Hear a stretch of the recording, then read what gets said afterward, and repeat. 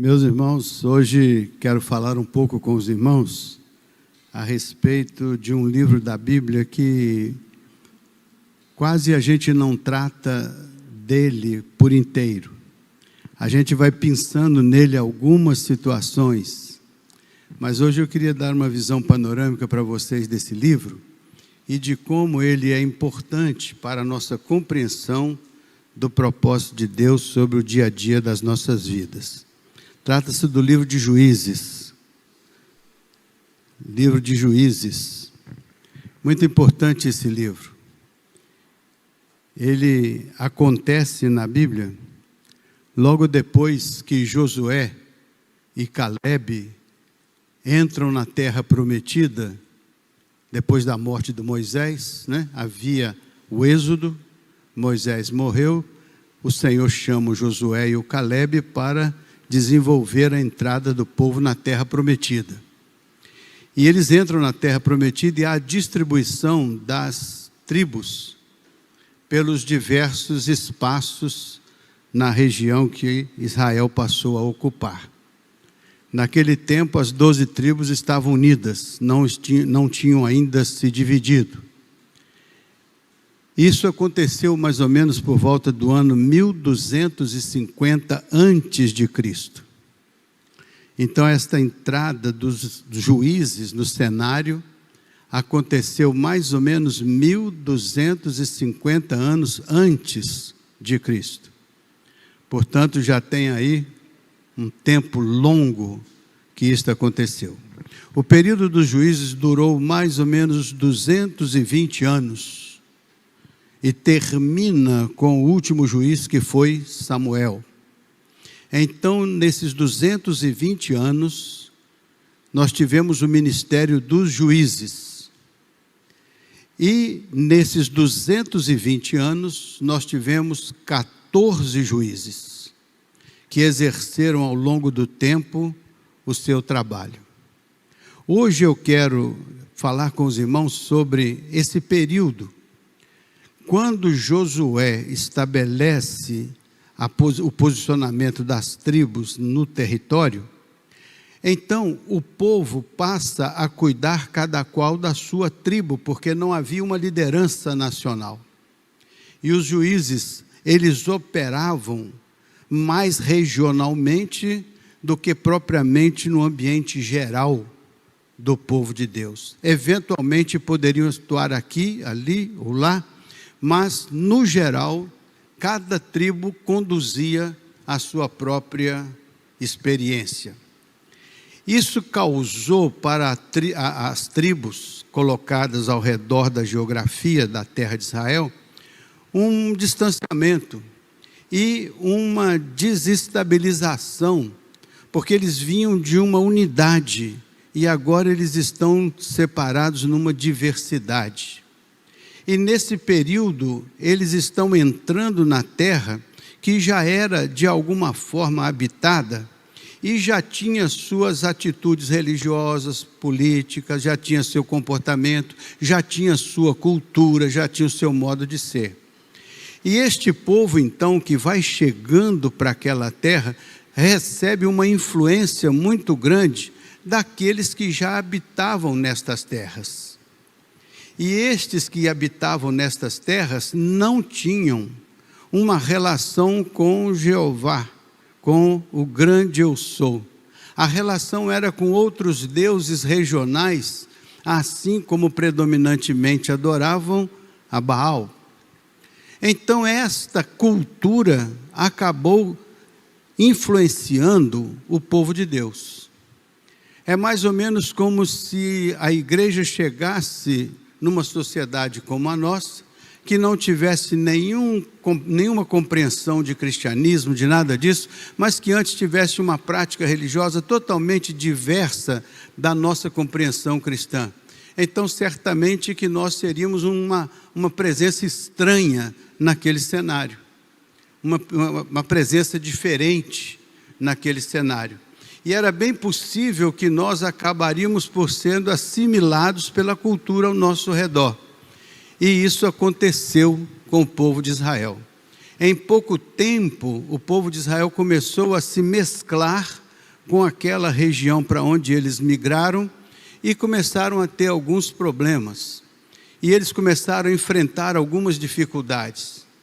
E essas dificuldades que eles enfrentaram foram revelando coisas especiais a respeito deles, coisas especiais a respeito de Deus e coisas especiais a respeito dos seus vizinhos. Então, se você pegar no capítulo 5 do livro de Juízes, no final do capítulo 5, o capítulo 4 vai falar de uma juíza chamada Débora. Só para vocês terem uma ideia, eu anotei a sequência desses juízes aqui. Deixa eu dar para vocês aqui, só para vocês terem uma ideia. Olha, o primeiro foi Otoniel, que lutou contra a opressão gerada pela Mesopotâmia antiga, o espaço onde nasceu depois a Babilônia. Eude, ele lutou contra a opressão dos moabitas. Sangar lutou contra os filisteus. Débora lutou contra os cananeus. Gideão lutou contra os midianitas. Então, eram povos e nações, heveus, heteus, jebuseus, amorreus. Todos esses povos eram como se fossem tribos também e habitavam o cenário geográfico. Então, no final, a quarta juíza lá, o quarto juiz foi a Débora. Ela diz aqui no nosso texto que ela lutou contra os cananeus. E olha como é que termina a luta dela contra os cananeus. No capítulo 5, no último versículo, diz assim o Senhor: pereçam todos os teus inimigos, porém os que te amam brilham como o sol, quando se levanta no seu esplendor. E a terra ficou em paz por 40 anos. Então, depois daquela ação da juíza Débora, a terra, como consequência de tudo que aconteceu, da batalha contra os cananeus, a terra ficou em paz por 40 anos. No final de 40 anos vai começar o trabalho de Gideão. Gideão é o juiz que vem depois desta etapa. E ele vai enfrentar um problema com os midianitas, não mais com os de Canaã, os cananeus, mas agora com os midianitas. E veja como é que começa o verso de número 6, por favor, Juízes capítulo 6, verso 1. Diz assim: fizeram os filhos de Israel, olha, 40 anos de paz, 40 anos de tranquilidade, e o povo de Deus, ao invés de aproveitar esta onda de bem-aventurança, olha o que acontece com o povo. E isso aqui é uma primeira lição. A gente tem que ter muito cuidado quando todas as coisas estão indo muito bem, quando nós temos tempos pacíficos, tempos abençoados, tempos bons. Porque, em geral, nesses tempos, a gente baixa a guarda. Em geral, nesses tempos, a gente deixa de frequentar a igreja, deixa de orar, deixa de ler a palavra. A gente vai se acostumando com o bem-estar, e como as coisas estão bem, a gente não tem nenhuma pressão, nenhum desafio, nenhuma dificuldade, nenhum confronto. Então, a gente se acomoda naturalmente pelo tempo de paz. Mas quando passaram aqueles 40 anos, olha o que diz a Bíblia: fizeram os filhos de Israel o que era mal perante Eles tinham tido vitória, eles estavam vitoriosos, abençoados, mas parece que isso foi caindo no esquecimento, e agora, depois de 40 anos, fizeram os filhos de Israel o que era mal perante o Senhor. Por isso, o Senhor os entregou nas mãos dos medianitas por 7 anos. Então, olha só que coisa interessante, eles estavam bem, viviam bem, mas começaram a fazer o que era mal aos olhos do Senhor. É sempre assim, quando que começa a nossa derrocada espiritual, a nossa derrocada familiar, a nossa derrocada eclesiástica. Quando é que aparece a nossa derrocada social? Quando é que isso começa a acontecer?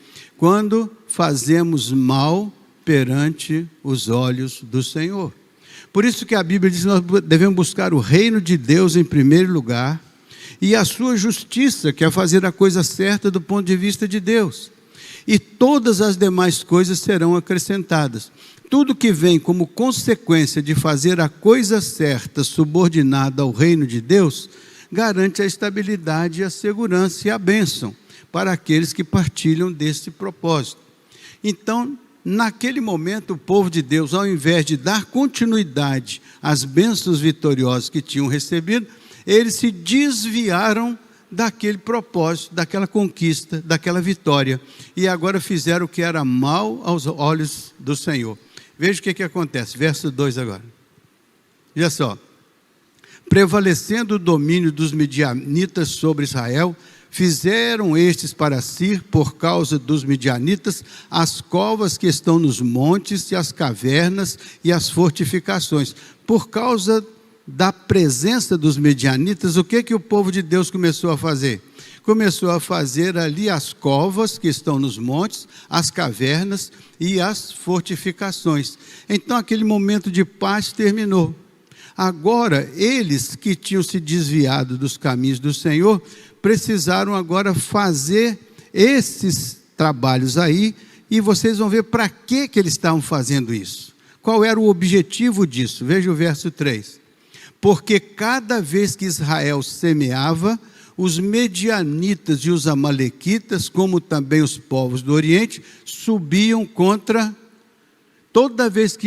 ele. Toda vez que Israel semeava, os midianitas e os amalequitas, como também os povos do Oriente, subiam contra ele para fazer o quê? Veja só o verso 4.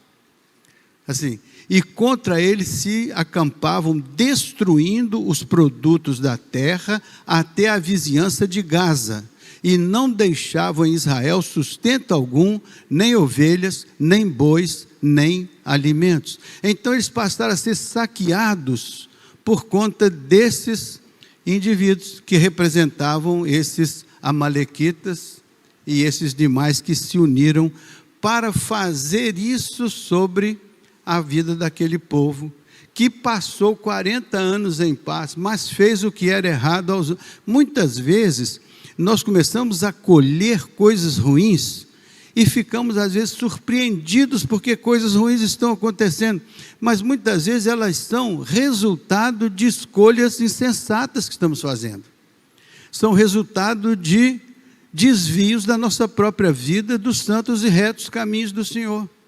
Às vezes nos desviamos, mas não nos damos conta que esse desvio vai nos levar para caminhos de morte, caminhos de destruição, coisas que nós vamos dando ao inimigo legalidade e depois ficamos abatidos porque demos lugar ao maligno, o maligno entrou, e ao entrar ele não produziu o fruto do Espírito, ele produziu o fruto do inimigo, e isso muitas vezes nos surpreende, mas nós não estamos atentos para saber que a semente que nós plantamos hoje será colhida como fruto amanhã.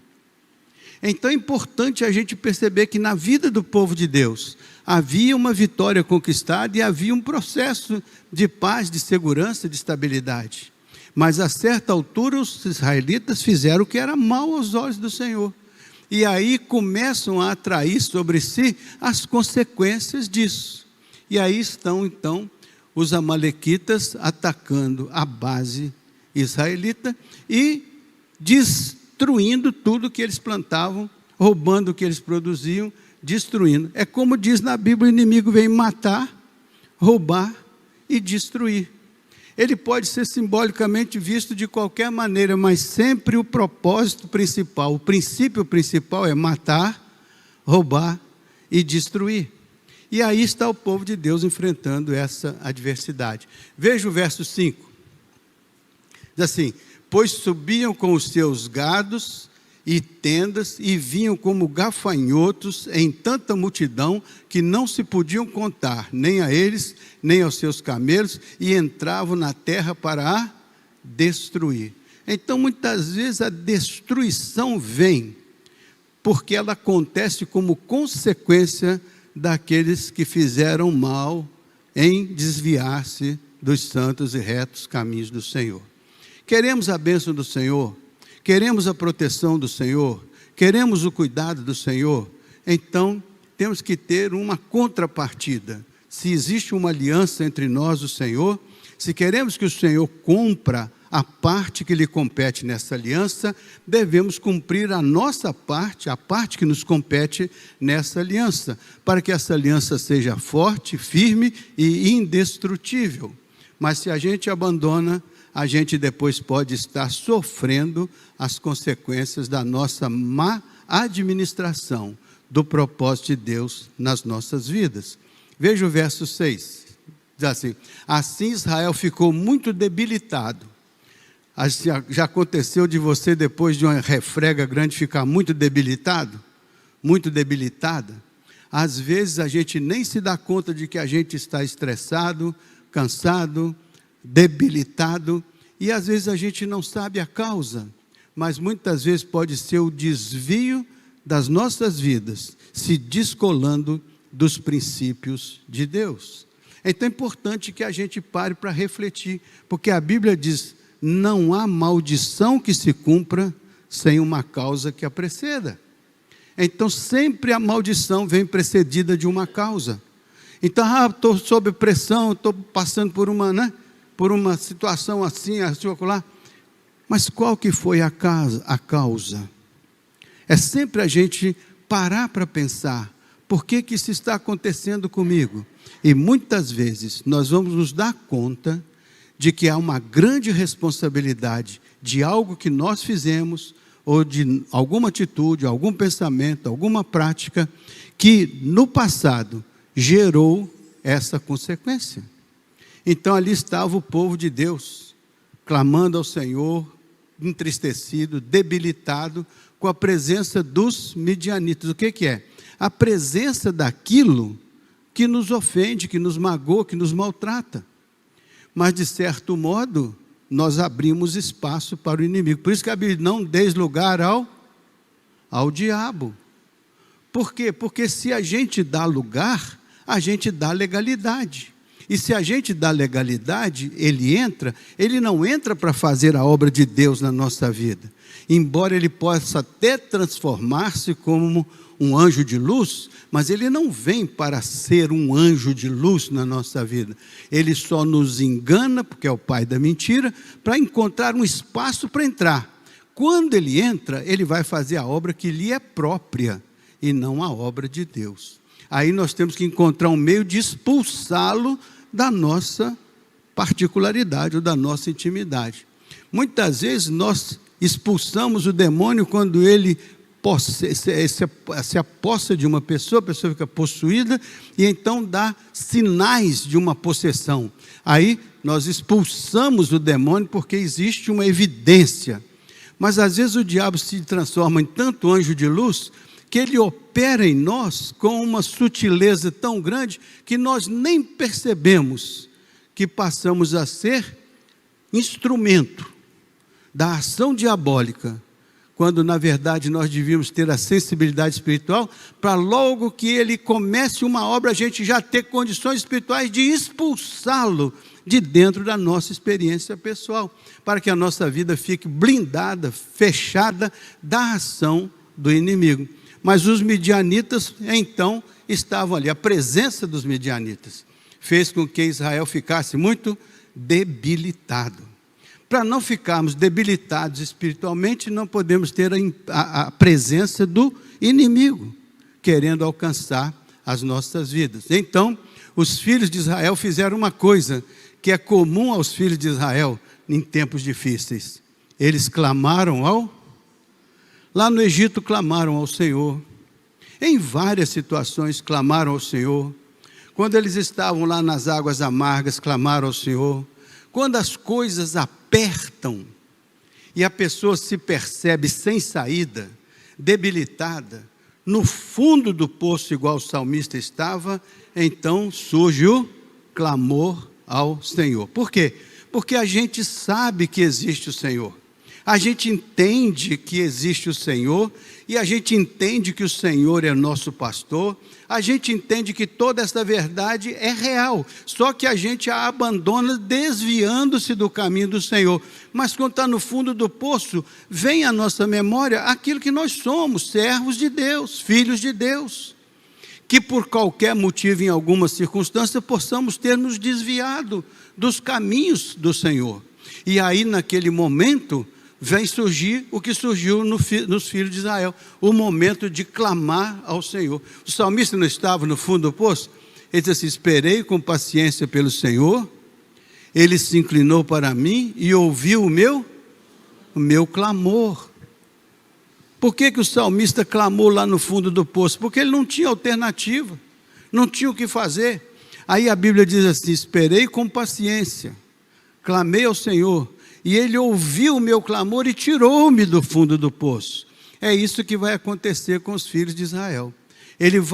O Senhor vai ouvir esse clamor, o Senhor vai levantar um juiz chamado Gideão, vai preparar o Gideão, e o Gideão vai ser uma bênção nas mãos de Deus para ajudar esse momento histórico do povo de Deus, passar dessa situação de ameaça e destruição para uma situação abençoada e vitoriosa.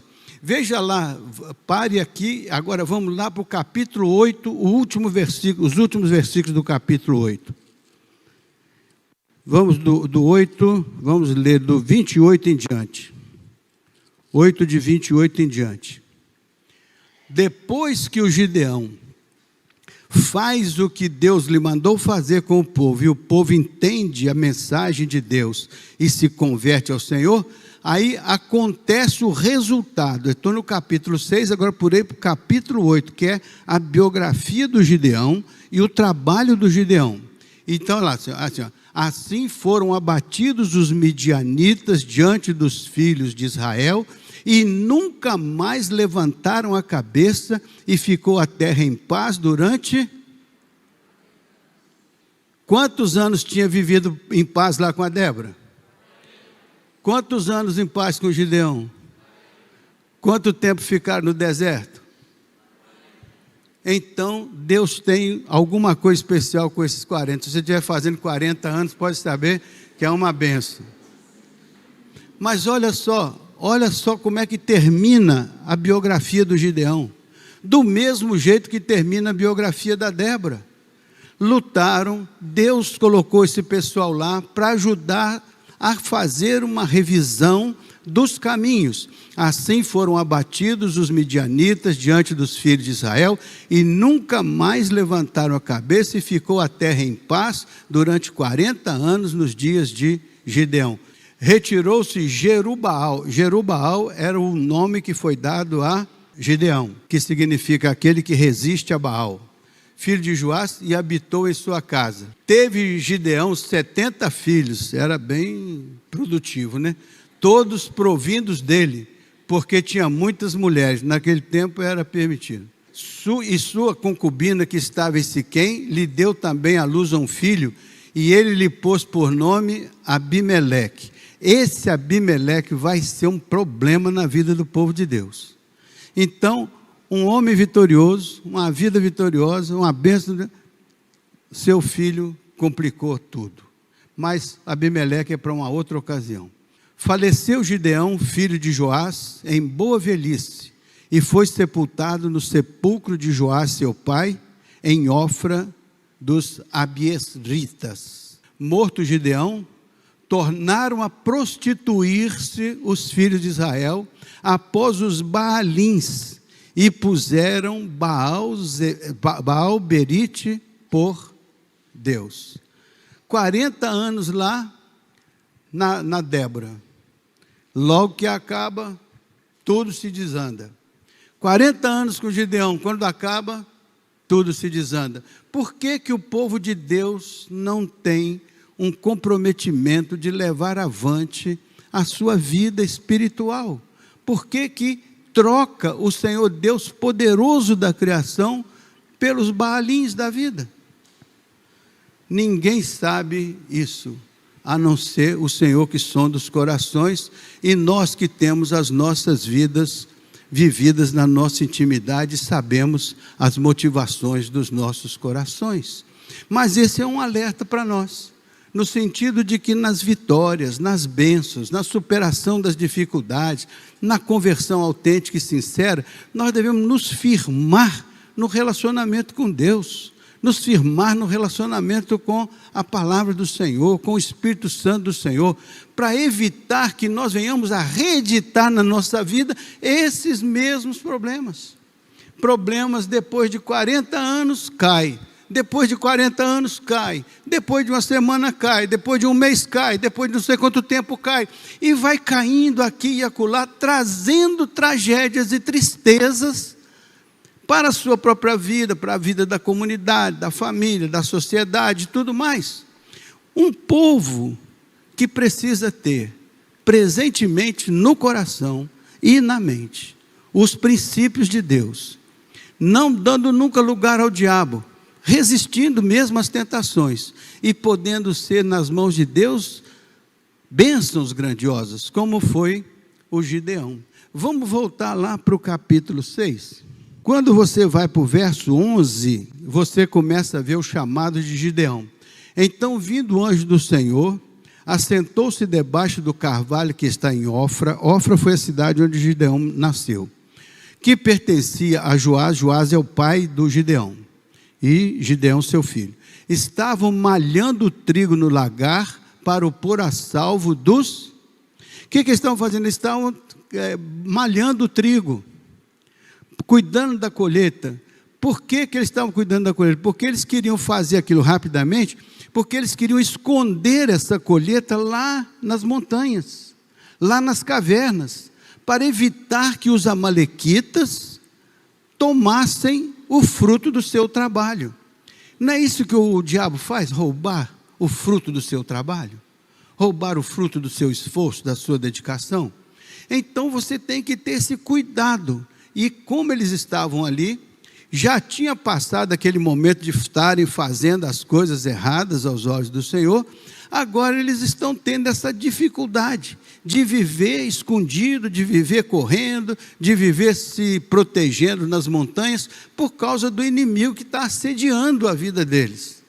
Mas vocês vão ver que eles, em algum momento, trocaram o Deus poderoso da criação pelos Baalins, trocaram a fidelidade a Deus pelas coisas que estavam ao redor, naquela cultura dentro da qual eles estavam vivendo, naquele contexto social.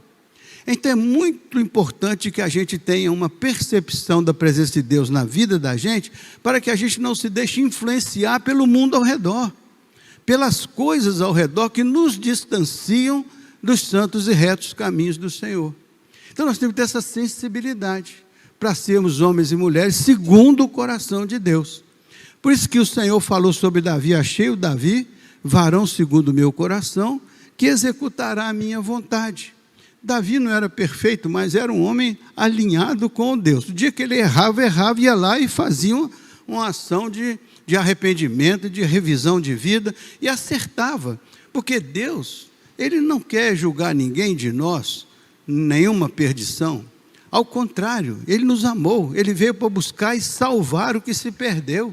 E o que se perde todo dia, o Senhor é um Deus que restaura as nossas vidas, desde que nós levemos as vidas ao seu altar para serem restauradas.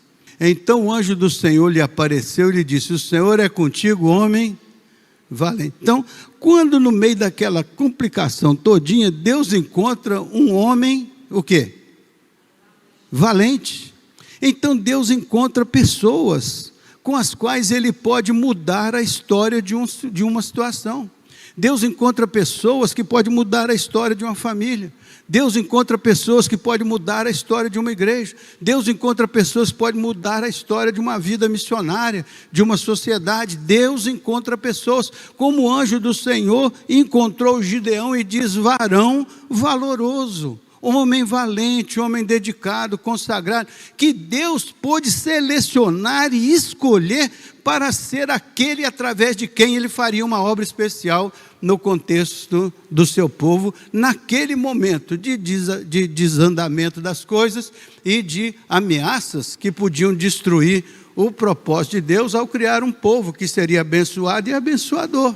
Respondeu-lhe Gideão: ai, Senhor meu, se o Senhor é conosco, por que nos sobreveio tudo isso? E que é feito de todas as tuas maravilhas que nossos pais nos contaram, dizendo: não nos fez o Senhor subir do Egito? Porém agora o Senhor nos desamparou e nos entregou nas mãos dos midianitas. Então ele está aqui numa dúvida. O que aconteceu? Por que o Senhor nos entregou nas mãos do midianita? Ele não está fazendo uma pergunta, ele está dizendo que aconteceu com o Senhor. Porque o Senhor nos prometeu, o Senhor nos tirou, o Senhor nos protegeu, o Senhor. Sim, e o que você fez para que o Senhor se distanciasse? Então ele precisa entender isso. Veja o verso. Vai nessa tua força e livra Israel da mão dos midianitas. Porventura, não te enviei eu? Agora veja como que o Gideão se vê. Eis que a minha família é a mais pobre em Manassés, e eu sou menor na casa do meu pai. Aí é um subtrato de pó de nada, né? Nada, eu não sou nada em Manassés, e na casa do meu pai eu sou nada também. Então eu me vejo como uma pessoa totalmente desqualificada, sem condições. Olha uma lição. Você pode estar olhando para você, achar que você não é nada, que você não tem nada, que você não pode nada, mas saiba, se você estiver no radar de Deus, Ele pode pegar a sua vida e transformá-la numa bênção, num sucesso que você nunca pôde imaginar.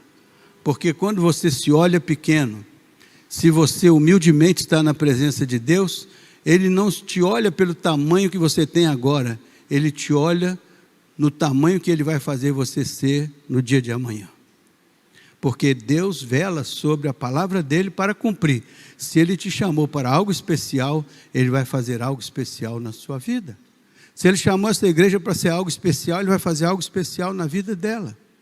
É preciso entender o processo.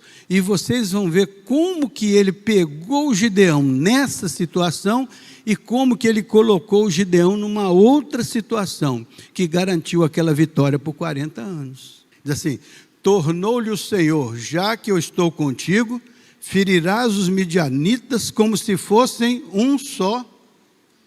Então, já que eu estou com você, não tenha medo. Já que eu estou com você, enfrente as adversidades. Já que eu estou com você, supere o problema. Você vai ver que o problema é menor do que você está imaginando, porque não é você que está determinando o tamanho do problema, sou eu que estou determinando o tamanho do inimigo, que você vai ter todas as condições de enfrentar. Muitas vezes nós olhamos para a situação, achamos que não temos condições, mas quando Deus está na parada, a condição não vem da gente, vem dEle. A gente só é um instrumento nas mãos dEle. Faz sentido? Verso 25. Naquela mesma noite lhe disse o Senhor. Agora ele vai falar o que o Gideão devia fazer para ser aquele homem que vai enfrentar os midianitas. Toma um boi que pertence ao teu pai, o segundo boi de 7 anos, e derriba o altar de Baal, que é do teu pai, e corta o poste ídolo que está junto ao altar que está na casa do teu pai. Então, na casa dele, na casa do pai dele, tinha um altar a Baal. Deus falou assim: vamos começar a obra pela sua própria casa. Vamos começar a obra dentro da sua casa. Vamos tirar da sua casa o que não deve estar na sua casa. Mas é a casa do meu pai. Mas vai vendo como Deus trabalha quando a obra é dele. Veja só. Então Gideão tomou 10 homens dentre os seus servos e fez como o Senhor lhe dissera. Temendo ele, porém, a casa de seu pai e os homens daquela cidade, não fez de dia, mas de noite. Ou seja, ele ficou com medo daquilo ter uma repercussão e ele ser perseguido por aquilo. E, embora ele tenha juntado 10 homens para ajudar a fazer, ele fez de noite para não chamar a atenção. Veja o que aconteceu no dia seguinte. Levantando-se, pois, de madrugada os homens daquela cidade, eis que estava o altar de Baal derribado, o poste ídolo que estava junto dele cortado, e o referido segundo boi for oferecido no altar edificado. E uns aos outros diziam: quem fez isso? E perguntando e inquirindo disseram: Gideão, o filho de Joás, fez esta coisa. Então os homens daquela cidade disseram a Joás: leva para fora o teu filho para que morra, pois derribou o altar de Baal e cortou o poste ídolo que estava junto dele. Olha o ponto das pessoas entenderem que deviam matar aquele que fez a coisa certa. Olha como a coisa muda de figura. Quando as coisas erradas estão sendo apoiadas por todos, elas parecem certas. Mas quando alguma coisa de Deus vai aparecer, ela parece errada. E as pessoas queriam matar o Gideão porque ele tinha feito aquilo. Mas presta atenção como Deus constrói e conduz as coisas. Porém, Joás, pai dele, pai do Gideão, disse a todos que se puseram contra ele: contendereis vós por Baal? Ele está pensando, vocês vão lutar por Baal? Isso é o pai do Gideão falando. Vocês vão lutar por Baal? É isso que vocês vão fazer? Vocês vão livrar esse Baal? Qualquer que por ele contender, ainda esta manhã será morto. Se é Deus, que por si mesmo contenda, pois derrubar o seu altar. Então, ele faz um desafio. Se o Baal é Deus, derrubar o altar dele, que ele mesmo faça que todo mundo morra. Ele não é poderoso? Ele não é o Deus que vocês escolheram? Se ele de fato é o que vocês pensam que ele é, ele mesmo tomará conta da sua causa. Ele não vai depender de vocês. Ele mesmo pode fazer isso. O que aconteceu? Naquele dia, Gideão, para ser chamado, Jerubbaal, porque foi dito: Baal contenda contra ele, pois ele derribou o seu altar. Então, por que Gideão foi vitorioso naquela campanha contra os midianitas? Porque ele se identificou com a coisa certa do ponto de vista de Deus, assumiu os riscos daquilo, assumiu o compromisso e foi levando avante. E daquele dia em diante, o Senhor começou a realizar com ele algo especial. Vamos ver aí, deixa eu só abrir aqui com vocês. Verso 33. Todos os midianitas e amalequitas do povo do Oriente se juntaram e passaram a se acampar no vale de Jezreel. Então o Espírito do Senhor revestiu Gideão, o qual tocou a rebate era um instrumento, e os habitantes se ajuntaram após ele. Então o Espírito do Senhor revestiu a Gideão. Esse é o segredo. É quando o Espírito de Deus te reveste para você fazer a coisa certa, andar no caminho certo, fazer as escolhas certas. É obra de Deus, né? Agora, o que o Gideão vai fazer? Ele vai criar uma situação para que Deus prove para ele que ele é a pessoa certa, que ele é a pessoa que Deus escolheu e que Deus estava aprovando o passo a passo que ele estava dando. Eis que porei uma porção de lã na eira. Se o orvalho estiver somente nela e estiver seca a terra ao redor, então conhecerei que hás de livrar a Israel por meu intermédio, como disseste. Então o que Gideão está pedindo? Eu quero um sinal do Senhor, de que isso que eu estou fazendo é compatível com a vontade do Senhor e que eu estou debaixo da bênção do Senhor. Quero ter certeza de que eu estou com o Senhor e o Senhor está comigo. Olha o que acontece no verso seguinte. Assim sucedeu porque no outro dia ele se levantou de madrugada e, apertando a lã do orvalho, dela espremeu uma taça cheia de água. Então Deus cumpriu do jeito que ele havia falado, não foi? Foi ou não? Mas ele não ficou satisfeito. Ele falou: eu quero fazer outro teste, porque eu quero ter certeza mesmo. Então ele vai fazer outro teste, quer ver? Disse mais Gideão: não se acenda contra mim a tua ira. Se ainda falar só esta vez, rogo-te que mais uma vez faça eu a prova com a lã, só que a lã esteja seca e na terra ao redor haja molhado, haja orvalho. Então lá era para a lã ficar molhada e tudo ficar seco. Mas agora eu vou fazer diferente. Agora eu quero que a lã fique seca e todo o redor fique molhado. Olha o que acontece. E Deus assim o fez naquela noite, pois só a lã estava seca e sobre a terra ao redor havia orvalho. Quando Deus quer fazer uma coisa com a nossa vida está alinhada com Ele, Ele não vai deixar dúvida no nosso coração. Ele vai nos inspirar, Ele vai nos orientar, Ele vai nos sinalizar, Ele vai trazer paz, Ele vai abençoar a nossa vida. Importante é a gente ter a consciência de que nós caminhamos sob a aprovação de Deus. caminhamos sobre a mão do Senhor, que o Senhor deu para ele naquela noite a vitória.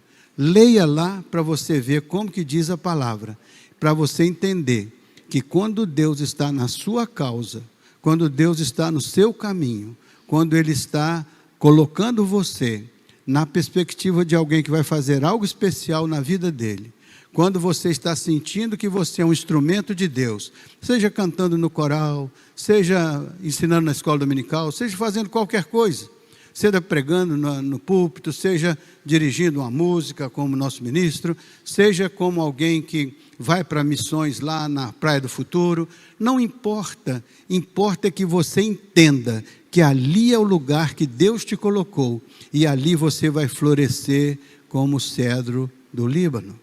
Ali você vai ser como carvalho, forte, resistente. Ali você vai ser a bênção do Senhor, perceptível no meio do seu povo.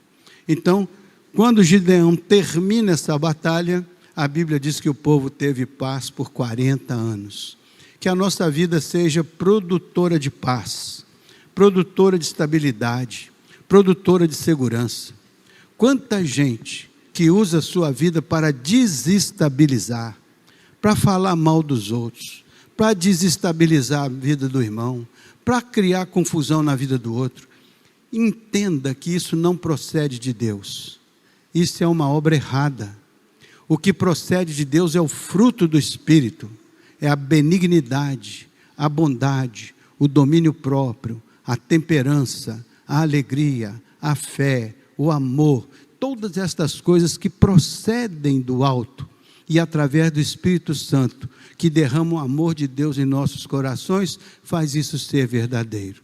Deus escolheu Débora e por causa da vida dela o povo teve 40 anos de paz. Deus escolheu Gideão e por causa da vida dele o povo teve 40 anos de paz. Deus escolheu você para que através da sua vida todos ao seu redor tenham tempos de paz.